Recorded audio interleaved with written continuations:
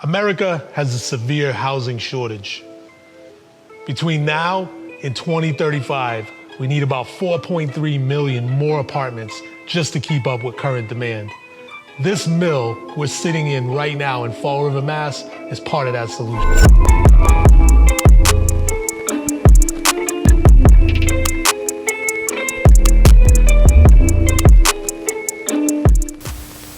So I've been living in Fall River for 20 years. And as long as I've been living here, it's the same story. Fall River is a shithole. That story is played out, and I'm gonna show you why. So let's go back in time, all right? Early 1800s, Fall River was one of the most important cities in America.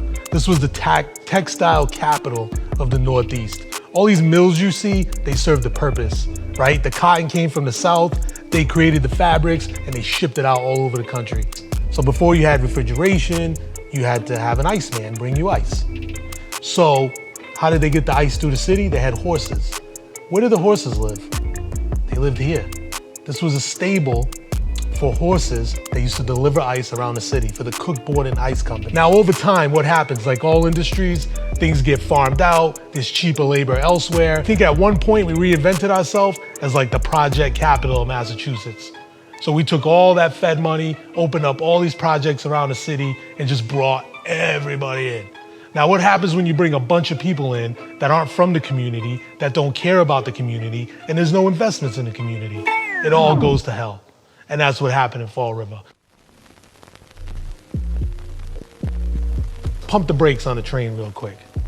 What else is happening in Fall River right now? Huge transformation taking place. And I think the money is coming here because everywhere else is blown out. So all the developers started looking down here. And all those empty buildings that were just sitting vacant and it was too much money to develop them, so they just sat and sat and sat. Well, guess what?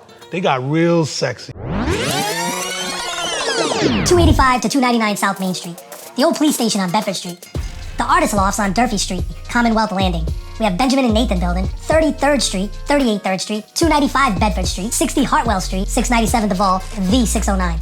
34 St. Joseph Street, Curtain Lofts, the Knitting Mill Lofts, the Alden Lofts, the Cornell Mill, 1148 Duval. All these projects, the majority of them are in an opportunity zone. After 10 years, you have the opportunity for tax-free gains.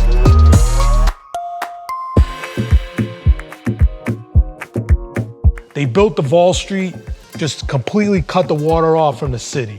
And I'm so happy that they realized the mistake they made and how they're gonna drive development in our city. They're gonna tear that down and they're gonna open it up. And that's gonna create developable land. That's gonna connect the waterfront to the city. All those nice apartments that are getting built right now are gonna be right on that water. It's amazing, total transformation.